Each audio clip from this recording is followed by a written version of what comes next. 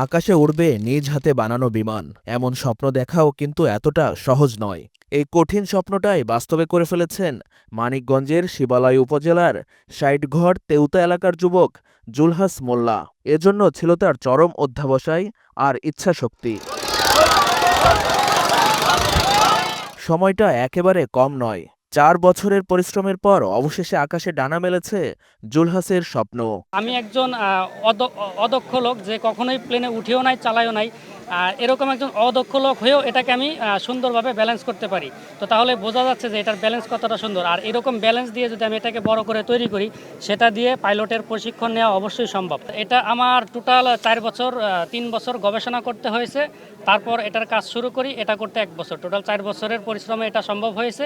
আর এইটার ভিতরে যে ম্যাটেরিয়াল আছে সেগুলো প্রায় 1.5 লাখ টাকার মতো খরচ হয়েছে। আর এটা বানানোর জন্য যে জ্ঞানটা দরকার, তো সেই জ্ঞানটা অর্জন করতে আনুমানিক 8-10 লাখ টাকা খরচ হয়ে গেছে গত 4 বছরে। সোমবার যমুনার চরে পরীক্ষামূলকভাবে ওড়ানো হয় বিমানটি, যা ৫০ ফুট পর্যন্ত উঠতে সক্ষম হয়েছে। যমুনার চরে বিমান ওড়ার এই দৃশ্য দেখতে ভিড় জমান এলাকাবাসী। তাদের কাছে এমন দৃশ্য বিস্ময় বটে।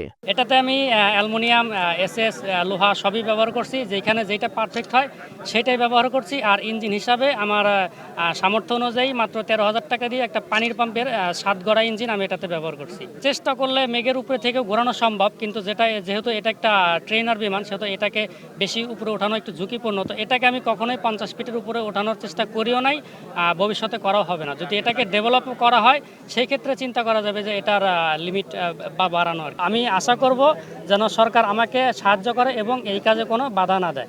জুলহাসের এমন গবেষণাধর্মী কাজে পাশে থাকার আশ্বাস দিয়েছেন জেলা প্রশাসক ডক্টর মনোয়ার হোসেন মোল্লা। ওনার উদ্যোগটা এগিয়ে নিয়ে যাওয়ার জন্য যদি সরকারিভাবে আমাদের করণীয় থাকে সেগুলো আমরা অবশ্যই করব। অনেক লোক এই ধরনের উদ্যোগ নেয়, কিন্তু দেখা যায় যে গাড়ির মতো চলে কিন্তু আকাশে উঠতে পারে না। এই বিষয়টা আমার কাছে মনে হচ্ছে ওনার যে মেজারমেন্ট এবং ক্যালকুলেশনের দক্ষতা অনেক ভালো আমার কাছে মনে হয়েছে, যেই কারণে এই বিমানটা আকাশে উঠতে পেরেছে। দৌলতপুর উপজেলার বাঘুটে এলাকার বাড়িটি অনেক আগেই নদী ভাঙনে হারিয়েছেন জুলহাস।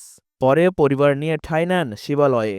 অভাবের কারণে পড়াশোনা এগোতে পারেননি ঠিকই, তবে স্বপ্ন পূরণের লক্ষ্যে ছিলেন অটুট, যে কারণে তার আজকের এই সফলতা। স্থানীয়দের আশা এখানেই থেমে থাকবেন না জুলহাস, যাবেন আরও দূর, বহু দূর। মাহবুব সবুজ, এনটিভি অনলাইন।